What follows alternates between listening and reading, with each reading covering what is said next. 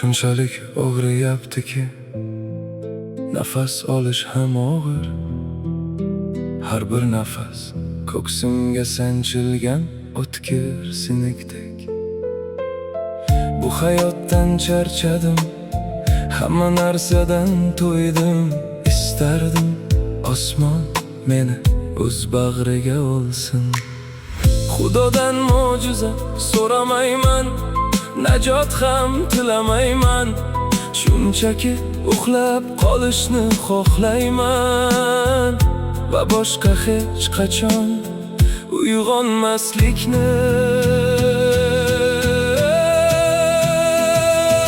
Bu yerda endi hamma narsa begona, bu yerda endi men kerakmasman. Qani osmon meni olib ket, qani u meni o'z bag'riga olsin. Men yomon emasman, shunchaki juda charchadim. Bu dardni ichimda juda uzoq saqladim. Hech kimni ayblamoqchi emasman, shunchaki nihoyat dam olishni istayman.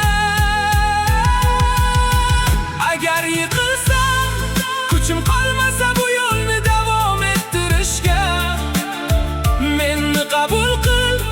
Yashashdan shunchalar charchadim, shunchaki meni quchoqla o'z qorong'iligingda, sokinlikda.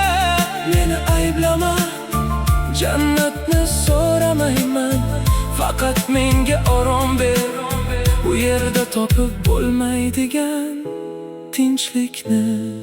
Osmon meni qabul qil, men shunchalar charchadim. O'zim yo'q bo'lgan bu hayotdan odamlarga jilmayardim, ichimda esa olardim.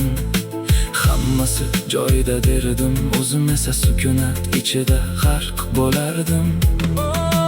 Hech kim payqamadi men qanday qilib sekin asta so'nganimni. Xuddi tashlandi quyidagi so'nggi titroq olov kabi. Shunchalar kuchli sevardimki, yuragim pora bo'ldi. Shunchalar ko'p kechirardimki, o'zimga o'zim begona bo'ldim.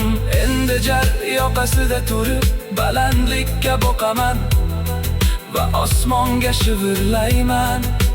Iltimos meni olib ket. Agar men bo'lmasam, mening uchun yig'lamanglar.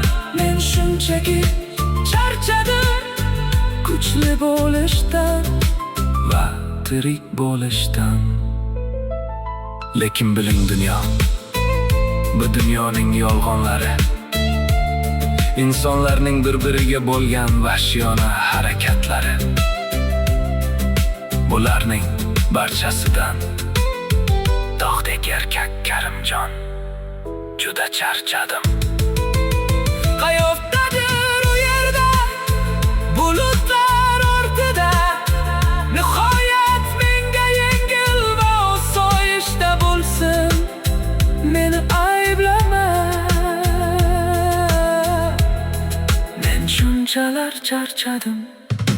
Shohista meni tushun, bu yerda menga juda og'ir. Osmon meni qabul qil, qoyil men yo qolay.